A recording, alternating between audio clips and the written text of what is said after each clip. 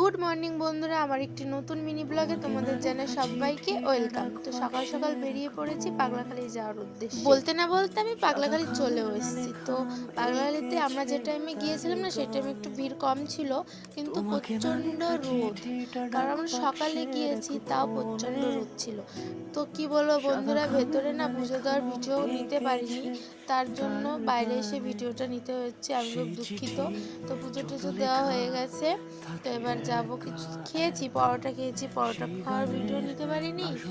যেমন তারপর এখানে চলে এসেছি, একটু ঠান্ডা কিছু খাবো। তো আমার সাথে গিয়েছিল, বলাই হয়নি, আমার সাথে গিয়েছিল আমার বোন, আর হাজবেন্ড আর আমি, মানে আমরা তিনজনে মিলে গিয়েছি।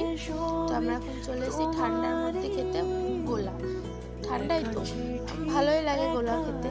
তো চলে এসে আমরা দুজনে নিয়েছি গোলা, ও খাইনি। তো যে গোলা খাচ্ছি।